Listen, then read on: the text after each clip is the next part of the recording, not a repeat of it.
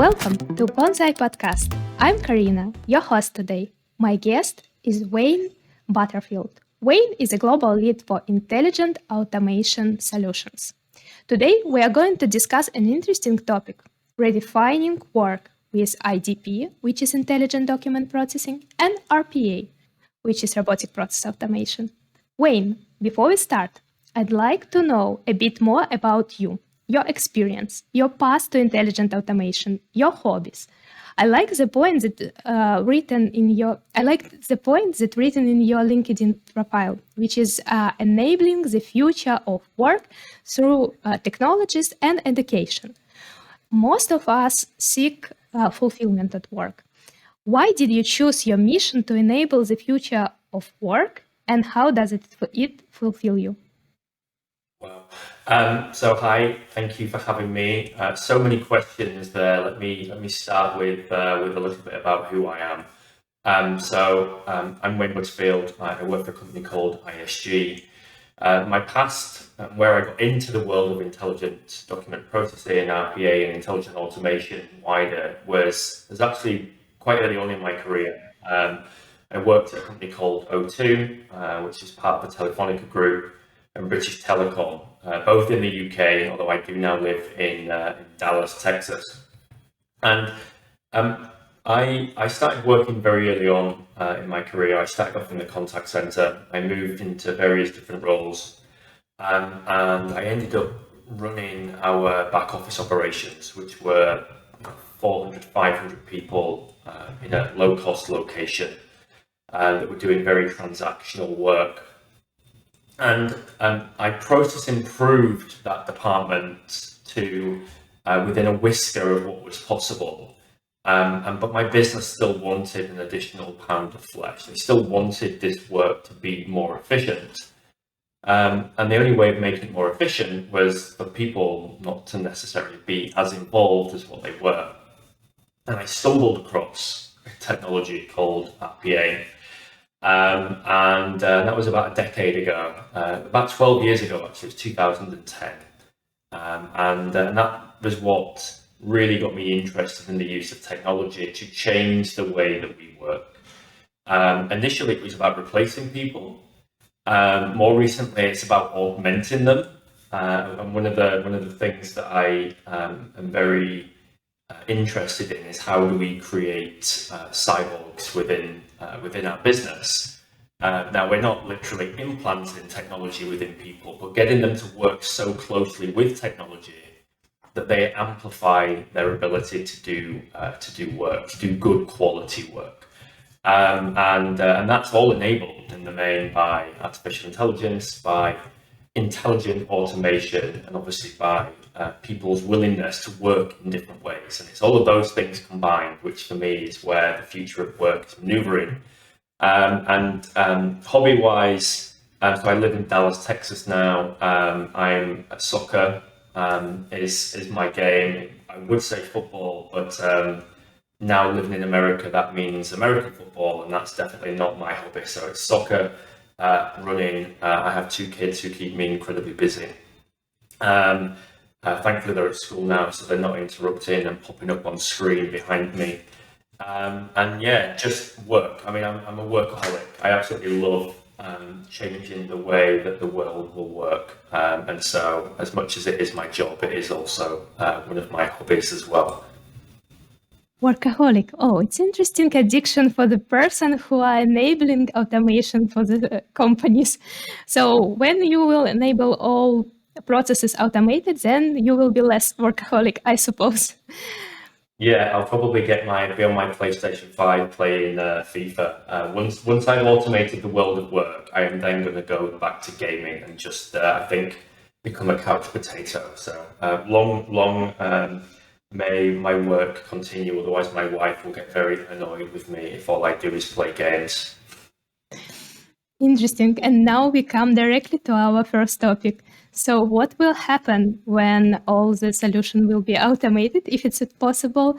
And I would like to start from discussion of state of RPA and IDP solutions in 2030. So in your opinion, how would our work place looks like in upcoming 8 years. It's almost 7 years. So what will be change if we will reduce all the monkey job and boost the productivity of people who are working right now at the manual tasks, such as, for example, processing all the documents information, and how this boost of innovation that can open their minds to some more intelligent decisions and works can change our work environment. Okay, so 2030. So another 8 years out. So if I think about where we were, when I think about the future, I always like to think about how fast we've moved in the same time frame. So we'd be going back to about 2012. And if you think about 2012, for about 99% of the world's population, they have no idea what RPA was. And IDP was pretty basic OCR. That's where we were 8 years ago. If I think about where we are now, we're in a world where the vast majority of organizations have at least heard of RPA. Many have done something with it. IDP, I think a lot of organizations have got basic OCR.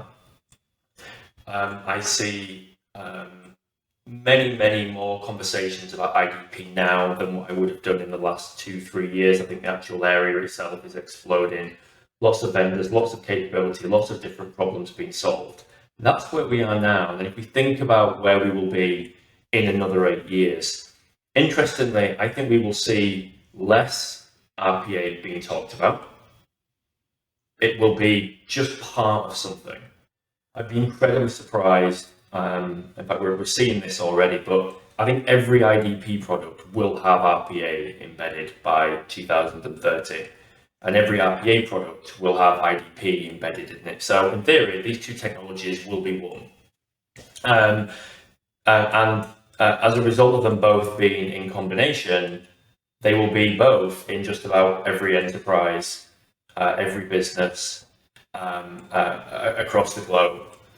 We are talking about another 8 years, and we're talking about two technologies that are already here and already quite prevalent. So I think within 8 years, we will continue to see that growth. I think the bits that will be different to now will be the complexity of the problems that are being solved. If I think about some of the challenges that I'm fixing now with IDP, things like extracting information from people's medical records, from taking out specific tables, bits of text out of large documents, very specific, unique documents, but we can still find the bit of information, the needle in the haystack. So if we think about that's what some technologies can do right now, I think we'll continue to see that explode, and so it'll be even more complex documents. In fact, paper will almost be a thing of the past. So the other thing I think we will see is that it will be less about OCR and it will be more about the intelligence across documents. Because if we think about, there's a lot of paper around today, I think that will continue to reduce. It will never go away entirely, but I think it will continue to reduce, and therefore you need less OCR. But it doesn't take away the fact that we still have documents, whether they're electronic, whether it's Word, PDF, you name it, we are still going to have those documents. And so it will be more around what intelligence can we do, can we gather, can we gain from these particular documents, and then what do we do with it? And that's where the RPA component will come in. So I found this, it now needs to go here. And so anything and everything to do with documents, I think will be, in the main, almost autonomous by 2030. Not without human in the loop, which we already have. So there will generally still be people in and around. Because we still have a way to go with building ML that has common sense and that will have true experience across really unique documents. So there will still be some aspects of human in the loop, but I think the vast majority of work around documents, large bodies of text, will be completely autonomous with the role of IDP and where it's going. Great. I'm also thinking that, of course, this timeline of 8 years is quite a lot, especially if take into account how currently our all solutions and technologies are developing. But in nearest future, I think that for especially IDP solutions and others who has additionally some sort of dashboards and analytics, it's important that we will work not with a document not in a scheduled basis but in real time, so we can make decisions in real time.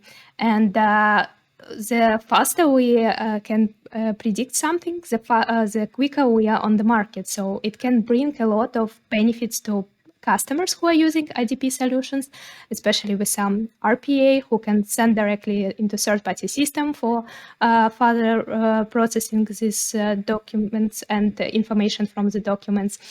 And I'm also thinking that currently, RPA processes, intelligent automated processes, we need to train them, we need to configure them, but maybe we will come to the state when intelligent processes will create another intelligent processes. So I'm still asking myself, so where will be part of the people work, but we of course will also be developing the time. I hope that not in the same speed as technology is developing, but somewhere we will become new humans, more intelligent and with new responsibilities at work and new interesting and intelligent work.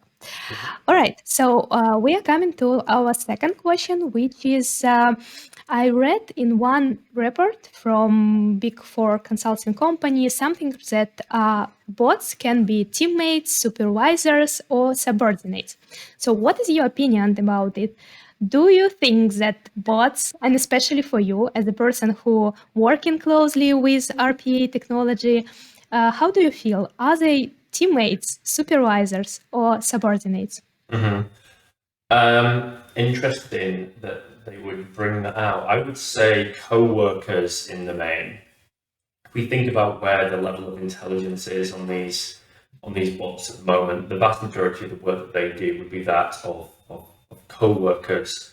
And not just co-workers as in somebody sat next to you, but literally somebody that's almost sat on your knee.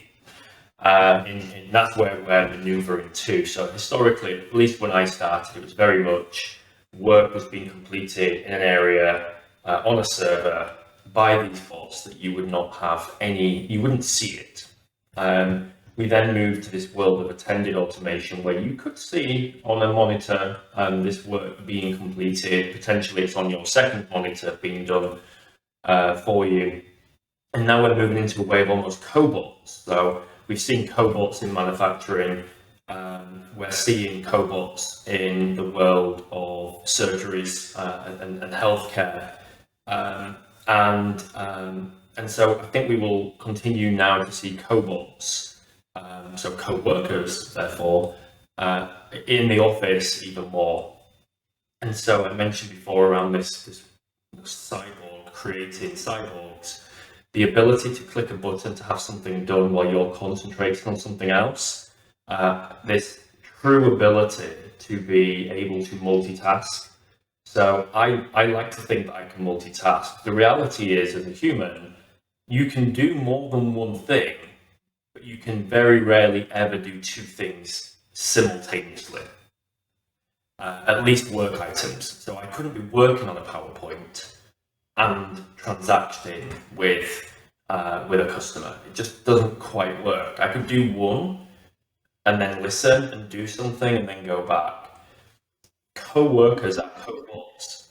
Yeah, sorry, it's like a quantities and qualities. So the more quantities you take into your timeline, the less quality you bring. And if you focus on quality, then focus just on one task. Agreed.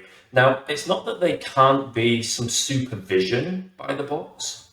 Again, and it's probably not just basic RPA, but if I think about things like conversational AI, and I think around the ability to listen to conversations and to provide supervisor type recommendations to a worker, again, it's not basic RPA. It needs something more. It is in the intelligent automation space, but you can replicate quality checks. You can replicate providing real-time insights in conversations.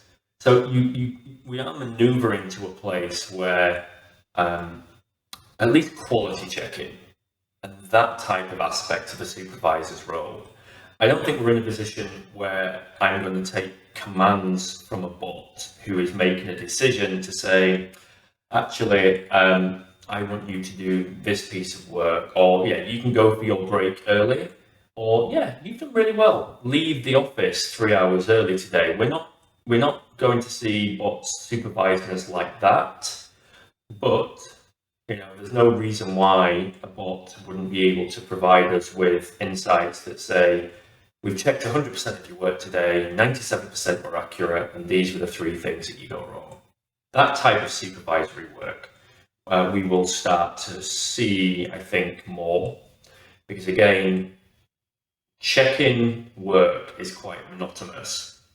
It's the type of activity that if you can automate and check 100% of all activities, that is going to increase the quality of output that we all generate. It's going to decrease errors, that improves service, that improves the customer experience. So we are going to have to get to that point where bots become supervisors, but not because they manage us, but because they are checking the work that we're doing.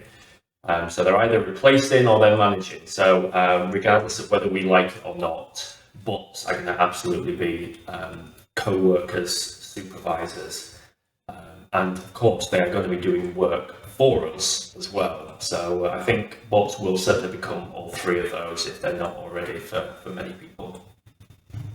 I agree with your point that they can be kind of supervisors, but currently in terms of they can recommend something and can bring insights based on the data, but we still the final decision maker who need to analyze, okay, this is a good recommendation, but we also know all the inputs to the situation and we can currently make wiser decision based on it. So supervisors, yes or no at the same time, like they can recommend but they cannot manage us, at least.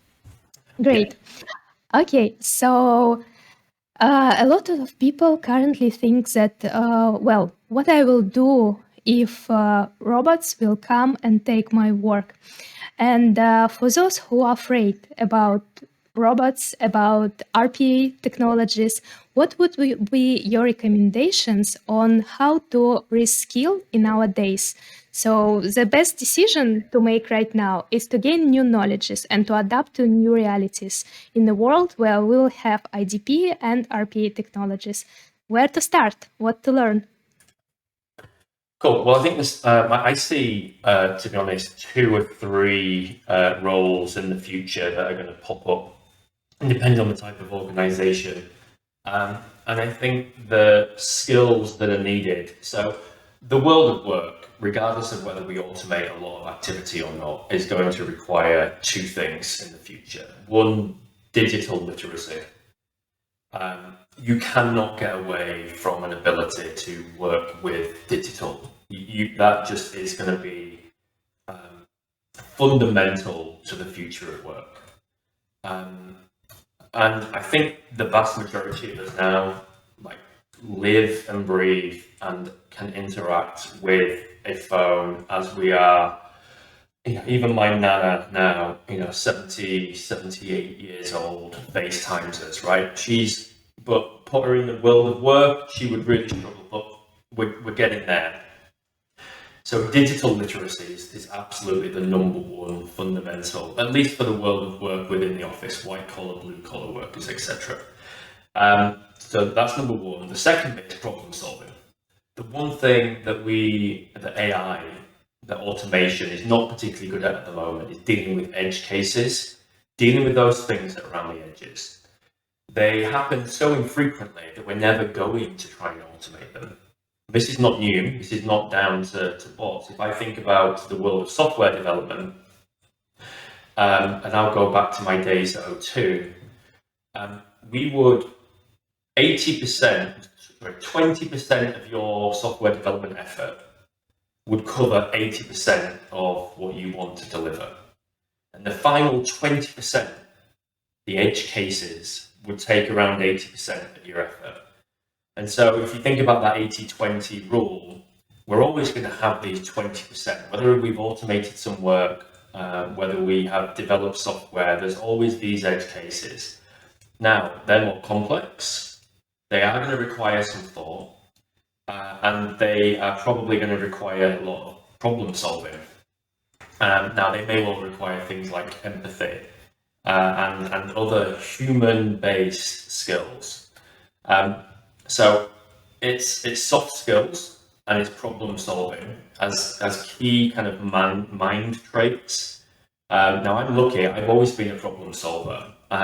It's one of the things that's in my nature. I can't help, I never like to leave a problem unsolved.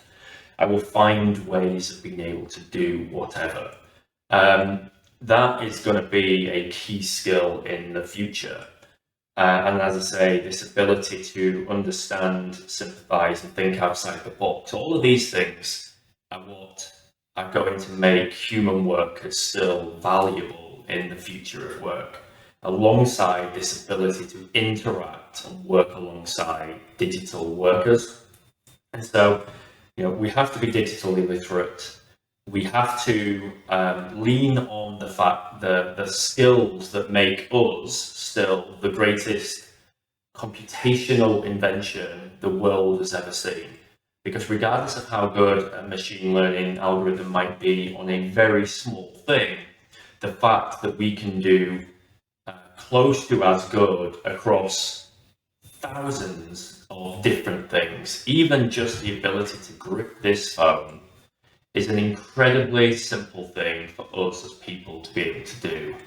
And to swing it around and to do all of this, there is, a lot of very similar things that we do autonomously almost, that are very hard to replicate in the world of technology, at least easily without significant computational power. So, lean on the fact that we are people, lean on the fact that we do have this ability to problem solve, and obviously be incredibly digital. They are the skills that we need to ensure that we have in abundance as we are in and entering the world of work. And then I mentioned that there were a couple of roles that I have seen. So get deep expertise on an area, become a deep expert, so that you are truly valuable in whatever field it is. That's number one. So I call that the kind of the expert. Be an expert, because that is going to make you incredibly valuable. Have again an ability to be a complete generalist. Have a little bit of knowledge across lots and lots of things. What consultants are generally quite good at. But your ability to turn your hand to multiple different things, so that you're not stuck in a single line of work. So the ability to be flexible, again, I think is going to be incredibly useful. I call that the generalist. And then the last role, and this was kind of in the office again, was the fixer. And the fixer's role is to take all the things that the automations haven't been able to do and build out those automations. So we would call them exceptions at the moment.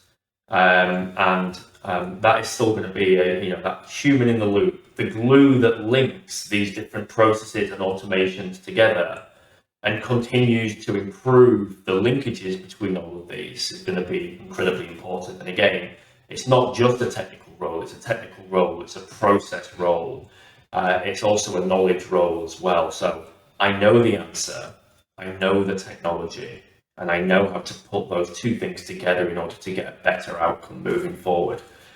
But outside of that, I also looked at a McKinsey study, probably a good 18 months ago now, and if all else fails, the one role that you need to train for is to work in a pub. Apparently, the pub landlord is the role that is least likely to be automated in the next 100 years. So if all else fails, guys, just turn to alcohol. Interesting. Interesting. Super great advices. Especially I pointed for me this generalist role because I know that for us, it will be important. Previously, we spent a lot of time to find necessary information. Now, all information is available in Google. Just a few clicks and you can find whatever you would like. Then, to process this lots of manual documents that we have now, everything will be digital and it's available. For us, it's important just to gain knowledges in different industries and apply these knowledges to create something new and intelligent decisions based on the data that we will have. And at the same time, it's important to be problem solver. I like this your point as well, because when you have all the information, when the errors, issues, they are just on the top, and you need to make decision on how to resolve them. So probably it's the most important, one of the most important skills that will required for us in the future. And interesting, this role fixer. I'm thinking that yes, every ML process has their own anomalies and also some exceptions. It's important to have someone who will be able to fix and let's say retrain these results of machine learning algorithms. So these are people will still be required on the market. Cool.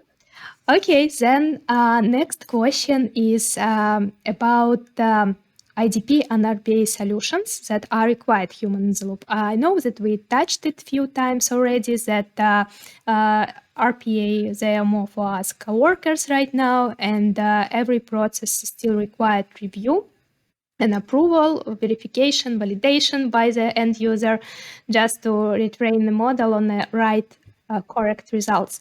So where are the benefits? If it's still required to have human in the loop, so we will not probably at the first wave reduce number of employees. So where is the benefits? We need to invest in these solutions and how we can get more from them.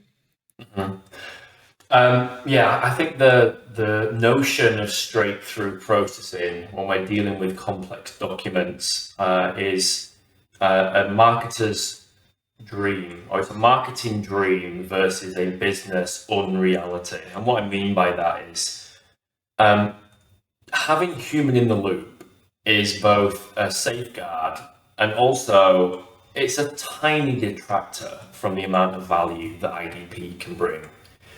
I've looked at numerous processes over the years, and if you can remove 85% of the effort, and even though your straight-through processing is quite small, that is not an issue. You've removed 85% of the effort, and that is what you should be concentrating on. RPA does not do straight-through processing on the vast majority of the work that it does. There is a level of exception that can range from anywhere from 3 to 30%, depending on the process that you are dealing with.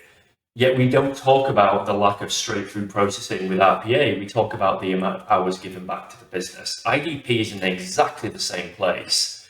And to be honest, if I got 85% of the hours back to the business across any IDP process, I would be incredibly pleased.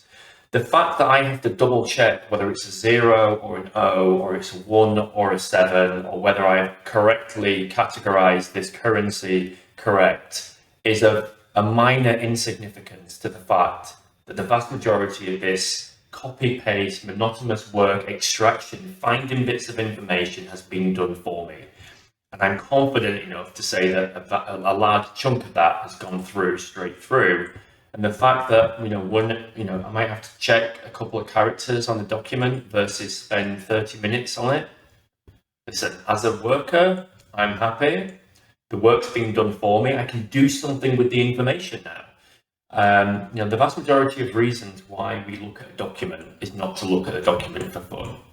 We're looking at a document because we want something from it. If I can get that thing from it and present it to me, so I don't even have to look at the document anymore, I as a worker will be pleased, and my supervisor will be pleased because it happened in 3.7 seconds, not 32 minutes. The fact that I still had to look at it for 3.7 seconds is not an issue in the grand scheme of things.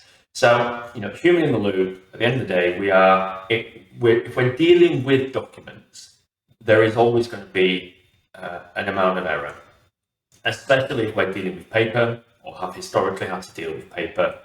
Potentially, as we start to deal with more electronic documents, we might see less human in the loop from an extraction quality perspective. But still, why? I mentioned this before, going all the way back to 2030. That human in the loop is still going to be there.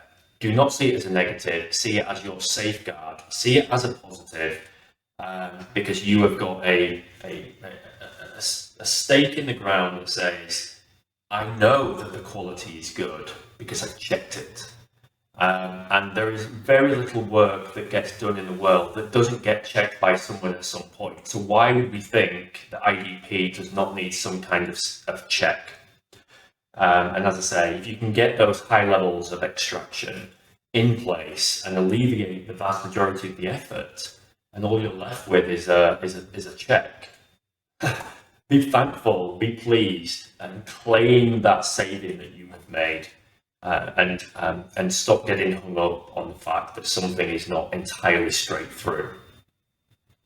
Right. You are right about that. We are looking at the document because we want to see something in the document, information that we will make decision with. But anyway, we'll take a look into this document, and this small time that we need to adjust document, if to compare with whole time that we manually extract this information, and if we will multiply it number of documents, let's say like 100 documents per day, it's a huge save of time. So I see that IDP solutions and RPA, they increase our productivity because they provide us input that we just need to process with our intelligence. And the last statement that I would like to discuss with you, it's I heard that yes, AI technologies, they can increase in short time productivity, but can decrease engagement in the long run. So what do you think about this statement? I think it comes down to, so increased productivity but decreased long-term engagement. I think that's almost the exact opposite of what the marketeers would actually have us believe. Now, funnily enough, I was out running yesterday, and I was thinking of this exact same question. And I was thinking, we keep, and this is me included, keep saying we're removing the mundane work and we're leaving all the interesting stuff. We're making people's jobs better.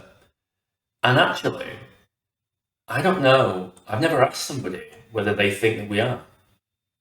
So I think it's an interesting question.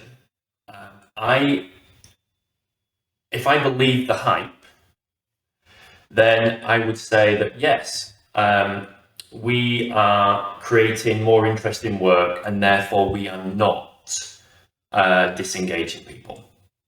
Now, that's if I believe the hype. The reality is, I think we all like variation, and everyone's different, right? I'm a problem solver by nature. So if all I had to do was investigate problems and I had information I could do, I knew where to go to get particular answers, and I could help somebody, I would get a lot of value out of that role. Now, that's fine. However, the flip side of that is, if I want to really help somebody, my role is now complex because all the simple stuff's been removed, but I can't find people to help me help the customer. I am going to be more disengaged. So I think what we really need to be mindful of, and I think this whole work from home thing has brought this to light a little bit as well, is, there's always a consequence to change. Now, ordinarily we'd like to think it's positive, but there's always a knock-on effect somewhere. So, I heard this on a podcast the other day that, change is a bit like a pendulum. Like we swing it one way and then something reverberates, it swings back, and change is a pendulum, right? Change is very rarely one way without some kind of reverberation. And so I think it's a really interesting point that I think over the next kind of 18, 24 months, we're going to talk about a lot more. Because we can't just change the way people work without thinking about the consequences. So removing the mundane, great. Everything's more complex, okay. Do you have the knowledge to be able to answer those complex things? No, maybe we don't. Do you have the knowledge to be able to find the answers to those things? Maybe not. How have you done it in the past? Raise my hand, ask my supervisor, can you help me with this? Are you working from home now? Okay, what do I do now? Okay, we'll go on Teams. I've got a customer on the phone. Okay, so you can see that the idea of removing the complex and removing the simple and leaving the complex, on the face of it sounds like, well, we're going to make everyone's jobs really interesting. You're probably going to make everyone's jobs really, really hard. And unless you're truly supporting them, and that's why things like cobots, IDP, and other things where the information is given, unless we do that, unless we truly change the way that we work holistically, by ensuring that answers can be given real time, that we've got people listening to the contacts, that the support is there. Unless we are able to also provide all of that, I think the point could well be right, that you could become disengaged because we're not helping you deal with your more complex job. So I think it's a really interesting point. It's something I've been pondering now for a little while. I don't know whether we will see the data around this, but I know that there's a number of studies ongoing at the moment around work from home and what's changed, what stayed, and what do we need to do differently if this is going to be a thing moving forward for everyone. So I think we're going to see over the next couple of years some really interesting data around this, and maybe we should revisit this question in a couple of years and see what actually happened and whether or not people did become incredibly disengaged or whether they embraced technology because we'd figured out how to balance the pendulum with additional support. It's nice that you mentioned here these pedals, and it's also bring to my mind our experience with switch to remote work. At the start, it was for consultants especially felt like disengagement from the customer side, because now we are remote, we can turn off our camera and do other stuff like multitasking at the same time, and be not engaged in the decision making about the conversation about the future solution and so on. But then we started to bring into these workshops and conversation new tools such as Miro, Mural, and so on. And by this, we increased this engagement, and new reality started for us as a normal. And by this, every changes should bring sequence of changes just to adapt to the new situation. But it doesn't mean the situation is wrong or getting worse. It just we should change at the same time with the situation. I agree. Super. It was very insightful talk with you today. Thank you so much for it. And before we end, I have one more personal question to you.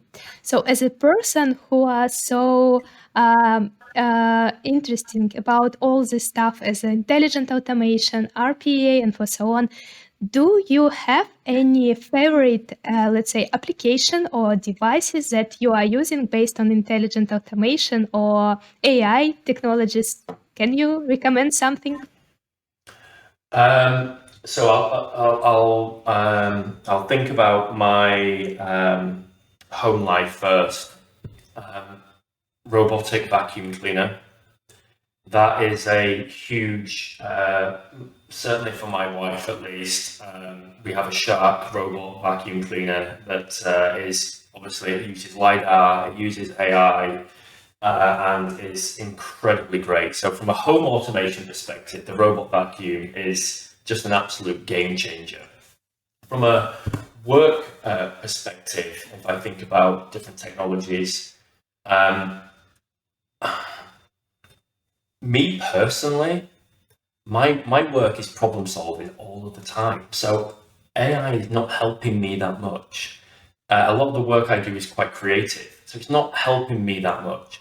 But I think I have a way that it can, and I don't know whether you've seen it. This is how 3 days ago, 4 days ago, OpenAI released their chat